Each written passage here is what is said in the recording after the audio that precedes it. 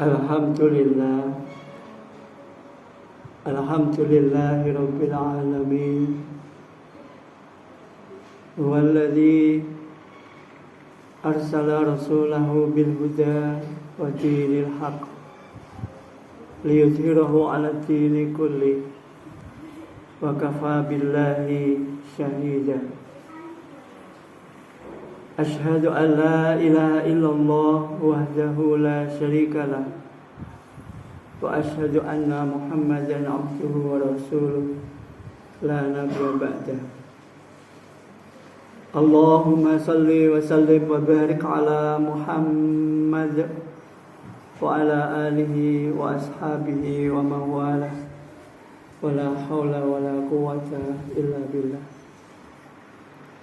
Faya ayuhal hadirun rahimakumullah, usikum wa nafsi bitaqallah.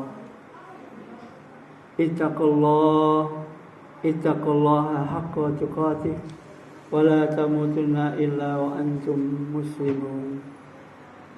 Faqala Allah Ta'ala fil Qur'anil Karim, a'udzu billahi minasy syaithanir rajim.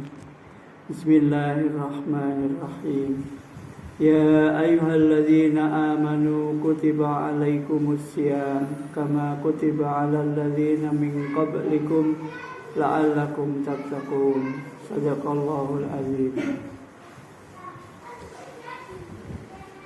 Jamaah salat Jumat yang berbahagia rahimakumullah, bersyukur kita karena limpahan rahmat dan karunia Allah yang tiada terkira. Pada siang yang panasnya ini sungguh menggoda, kita masih diberi kesempatan untuk mentaati perintahnya, memenuhi panggilannya, mendatangi jamaahnya. Sehingga begitu banyak orang yang mendengar panggilan pada siang hari ini, tetapi karena kondisi tertentu belum bisa hadir. Barangkali ada yang diberi kesempatan tetapi tidak diberi kesehatan, atau sebaliknya, diberi kesempatan tidak diberi kesehatan, atau diberi kesehatan tapi tidak diberi kesempatan. Kita bersyukur sekali kita masih dikaruniai kesehatan, kesempatan, keikhlasan untuk memenuhi panggilannya. Maka sebagai ungkapan rasa syukur kita, mari saya ajak selaku khatib pada siang hari ini untuk kita wujudkan di dalam berusaha meningkatkan kualitas keimanan dan ketakwaan kita kepada Allah dalam artian takwa yang sebenar-benarnya.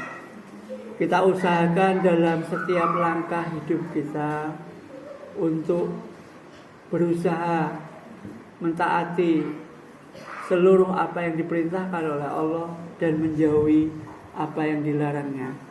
Insya Allah jika hiroh hidup kita, semangat hidup kita ini di dalam rangka ketaatan dan senantiasa terjaga, maka kita bisa mengharapkan hidup kita ini akan mendapatkan kesejahteraan fid dini wa dunya wal akhirah. Hadirin yang berbahagia, mungkin tidak lebih dari 2 minggu lagi kita akan memasuki bulan yang penuh mulia, bulan yang penuh barokah, bulan yang penuh ampunan, bulan di mana setiap ibadah kita dilipat gandakan, setiap setan dibelenggu, sehingga kita jadikan bulan ini sebagai bulan pesta beribadah bagi umat Islam. Hadirin yang berbahagia, maka mari kita persiapkan diri kita dengan kesiapan yang sebaik-baiknya. Kita siapkan secara fisik maupun secara psikis. Tentu saja secara fisik kita tata, kita mulai melatih. Sebagaimana Rasulullah di bulan-bulan Sya'ban ini memperbanyak puasa, supaya dalam rangka mempersiapkan bulan Ramadan nanti tidak kaget secara fisik. Tetapi juga tidak kalah penting menyiapkan ilmunya, supaya kita dalam beribadah ini semakin kokoh, semakin mantap. Ada ungkapan yang mengatakan ibadah tanpa ilmu itu seperti gambar tanpa paku, akan mudah rontok, akan mudah gugur, akan tidak banyak mendatangkan pahala. Maka mari kita perdalam ilmu kita tentang ibadah. Ibnu Qayyim al-Jauziyah itu mengatakan bahwa Allah memiliki hak dalam peribadatan seseorang. Ada 6 hak Allah dalam setiap ibadah kita, yang jika hak itu kita penuhi, insya Allah ibadah kita ini akan sempurna. Bukan hanya diterima oleh Allah, tetapi akan mendapatkan balasan yang tidak bisa kita perhitungkan, la yahtasib. Tetapi jika hak Allah ini tidak dipenuhi dalam ibadah, bisa jadi ibadah itu akan rontok sebagaimana tadi gambar yang tidak dipaku. Hadirin yang berbahagia, Ibnu Qayyim al-Jauziyah mengatakan hak Allah terhadap kita di dalam beribadah itu ada 6. Yang pertama adalah ikhlas. Ikhlas adalah berharap hanya kepada Allah. Apapun yang kita lakukan dalam beribadatan itu berharap hanya kepada Allah. Kelak di hari kiamat, orang-orang yang berharap kepada selain Allah, Allah akan menantang. Silahkan panggil siapa yang engkau harapkan. Maka kita akan mendapatkan diri kita sebagai orang-orang yang rugi jika kita tidak berharap hanya kepada Allah.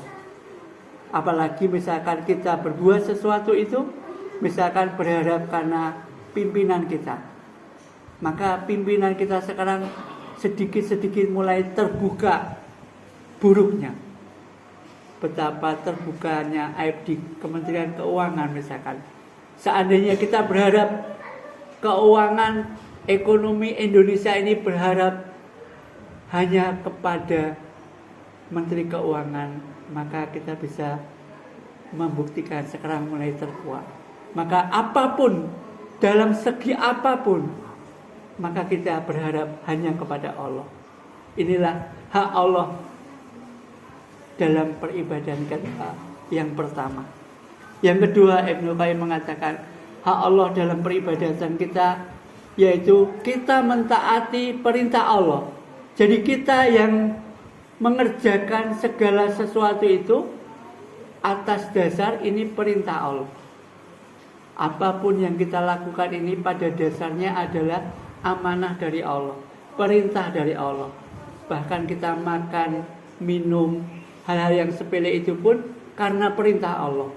Kalau semuanya ini dasarnya adalah perintah Allah, maka tidak ada kegiatan yang tidak bernilai ibadah. Tetapi jika kita melakukannya bukan atas dasar perintah Allah atau atas dasar perintah siapa, maka ini bisa jadi kita tidak akan mendapatkan apa-apa kecuali apa yang kita niatkan. Hadirin yang berbahagia, betapa pentingnya 2 hal ini dalam ibadah kita. Yang pertama adalah keikhlasan kita, hanya berharap kepada Allah. Yang kedua, yang kita lakukan ini di dalam rangka memenuhi perintah Allah. Yang ketiga, Ibnu Qayyim mengatakan hak Allah dalam ibadah kita itu adalah cara kita beribadah itu harus beritibak kepada Rasul. Apa yang diajarkan kepada Rasul dalam ibadah itu yang kita lakukan. Sehingga kita sering mengatakan bahwa apapun jika itu adalah hal yang diperintahkan oleh Allah dan Rasulnya, itu adalah bernilai ibadah. Kalau kita beribadah, lebih-lebih beribadah mahdoh, caranya tidak mengikuti apa yang diajarkan oleh Rasul, bisa-bisa kita ini termasuk orang-orang yang dikatakan bid'ah. Karena semuanya tidak berada dalam ittiba Rasul. Maka ini hak Allah. Allah sudah mengamanahkan, siapa yang taat kepada Allah, maka taatlah kepada Rasul. Atiullah wa atiur Rasul.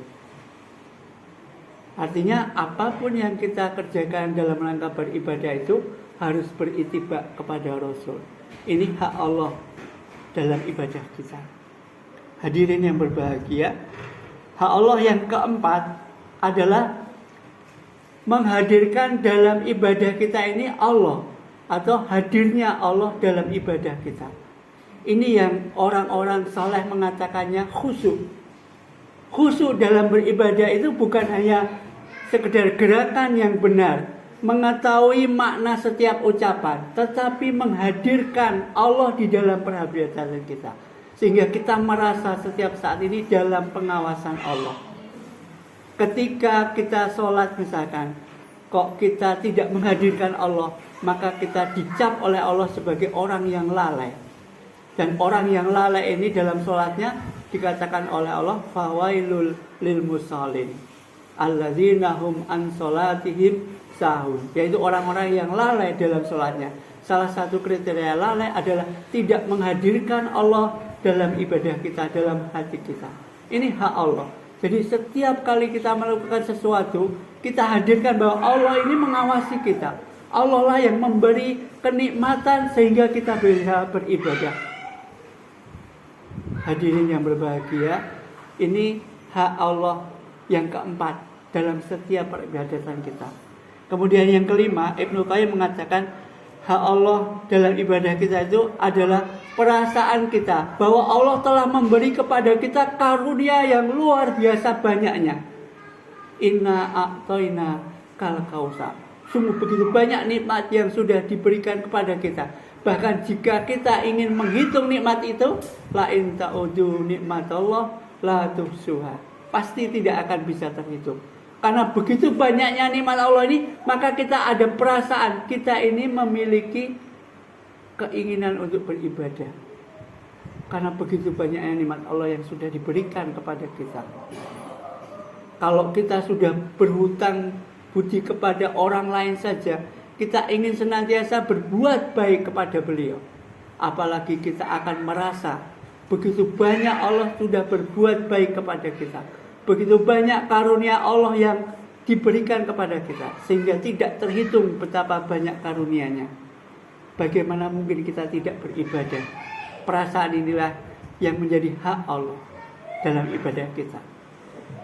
Yang terakhir, Ibnu Qayyim mengatakan, hak Allah dalam ibadah kita ini ada perasaan kita ini senantiasa cemas.